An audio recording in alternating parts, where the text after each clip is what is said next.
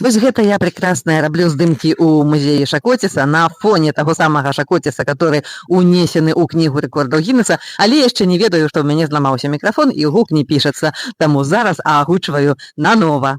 Вось тут у музеі паказаныя даўнішнія сапраўдныя прылады, на которых гатавалі Шакоціс. Вось такая драўляная штука, на которую поливали тесто. Вось такие гаспадынькі круцілі, а з аднаго боку там было полымя. І казалі вы ў каментах, што падобныя па смаку на арэшкі, то вось дакладна адгадалі, бо ў музеі Шакоціса таксама ляжыць форма для арэшкаў. Вось такіх і грыбочкаў. Згадалі дзяцінства, сцюнькі пацяклі, у мяне таксама.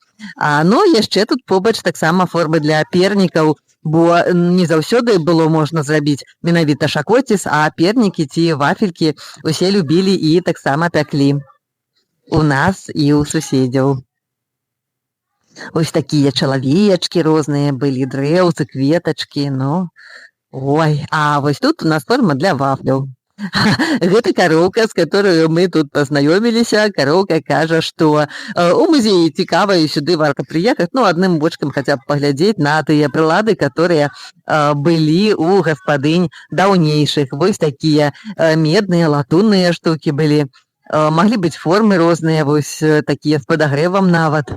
А вось гэта экспозиция, которая показывает, что подобные да Шакоціса ці банкухі выпечки были у розных народаў, і у французаў, і у палякаў, і ва украінцаў, і у норвежцаў, і нават, што для мяне самае дзіўнае, у японцаў таксама ёсць падобны пірог, падобная выпечка. Ну а вось тут ужо больш сучасная прылада для прыгатавання банкухі ці Шакоціса, вось такія можна пабачыць на фестывалях.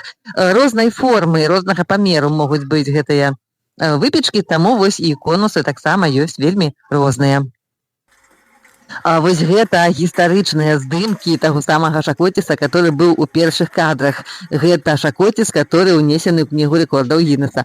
У 2014 годзе яго спяклі, ён больше за 3 метра вышынёю, і тады іх спяклі 2. Адзін з'елі ўсей кампаніі, што сабралася, а другі вось да гэтага часу стаіць у музеі, захоўваецца, на яго можна паглядзець. Ну і тут вось добра відаць, што з аднаго боку стаіць такая ёмістасць з цестам і паліваюць на конус, а з іншага боку вось полымя жывое на сапраўдных дровах, і яно падпякае ўжо гэтыя самыя лапачкі і калючкі, іголачкі, лапкі дрэваў, як заўгодна можна назваць, вось тыя штукі, што на Шакоцісе тырчаць.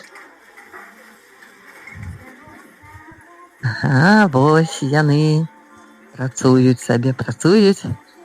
А вось тут відаць цестачка адразу, цэлая ванна там гэтага цеста, бо на 3 метра Шакоціса вельмі шмат яго трэба, больш, чым звычайна гаспадыня.